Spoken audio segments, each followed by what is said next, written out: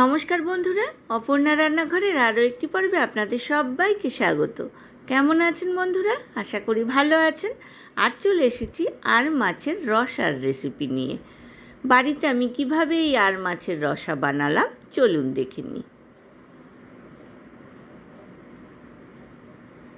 একটা বড় সাইজের আর মাছ থেকে 4 টুকরো আর মাছের পিস আমি ভালো করে ধুয়ে জল ঝরিয়ে একটা প্লেটে নিয়ে নিয়েছি। পরিমাণ মতো নুন আর হলুদ মাখিয়ে নিচ্ছি। গ্যাস ওভেনে একটা কড়াই বসিয়ে দিয়েছি।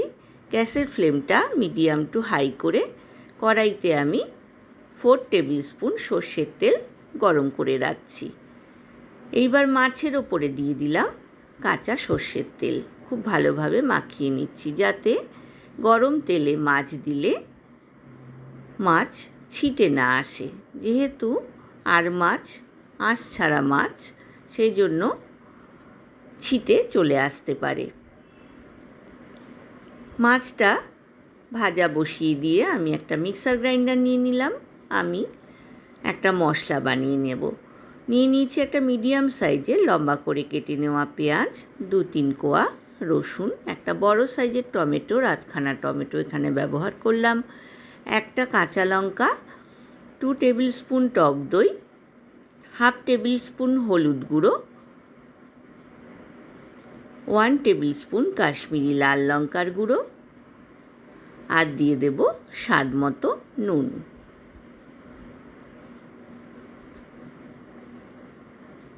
এর একটা মিহি পেস্ট বানিয়ে নেব। দেখুন পেস্ট কিন্তু তৈরি হয়ে গিয়েছে। বন্ধুরা যারা প্রথম থেকে আমার সঙ্গে আছেন তাদেরকে অনেক ধন্যবাদ। আর যেসব বন্ধুরা প্রথম আমার চ্যানেলে ভিজিট করছেন তাদেরকে আমার চ্যানেলে স্বাগত জানাই। কড়াইতে 2 পিঠ বাদামি করে মাছগুলো ভেজে আমি একটা প্লেটে তুলে নিলাম। কড়াইতে দিয়ে দিলাম আরও 1 টেবিল স্পুন সর্ষের তেল। তেলটা গরম হয়ে যাওয়ার পর এর মধ্যে আমি দিয়ে দিচ্ছি 1/4 টেবিল স্পুন গোটা জিরে।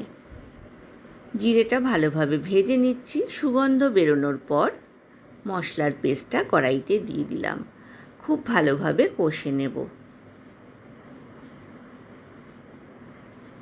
দিয়ে দিলাম 3-4টে চেরা কাঁচা লঙ্কা। দেখুন মশলাটা কিন্তু একেবারেই শুকনো হয়ে গিয়েছে। এর মধ্যে আমি দিয়ে দিচ্ছি 1/4 কাপ গরম জল। মশলার সাথে গরম জলকে খুব ভালোভাবে মিক্স করে নিলাম। এইবার লো টু মিডিয়াম ফ্লেমে ঢাকনা দিয়ে ঝোলটাকে ফুটতে দেব অন্তত 10 মিনিট। বন্ধুরা রেসিপিটা ভালো লাগলে লাইক, কমেন্ট, শেয়ার করতে কিন্তু ভুলবেন না। পাশে থাকা বেল আইকনটা প্রেস করবেন, তাহলে আমার নতুন নতুন রান্নার নোটিফিকেশান বা আপডেট কিন্তু আপনার কাছে প্রথম পৌঁছবে। আমি সামান্য একটু নুন অ্যাড করেছিলাম। 10 মিনিট পর ঢাকনা খুলে আমি ভেজে তুলে রাখা মাছগুলো মশলার মধ্যে দিয়ে দিলাম। মাছগুলোকে উল্টে পাল্টে নিচ্ছি মশলার সাথে।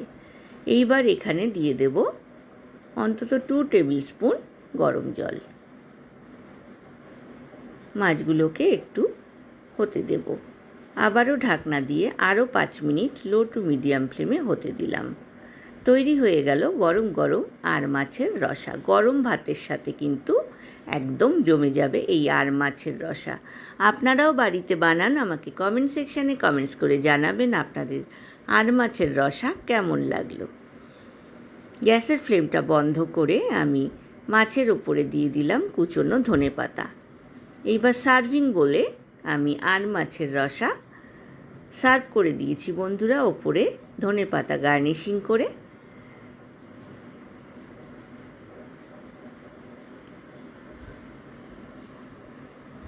আশা করি আজকের রেসিপিটা আপনাদের ভালো লেগেছে। ভালো লাগলে কমেন্ট সেকশানে একটা কমেন্টস করে জানাবেন আপনাদের কেমন লাগলো।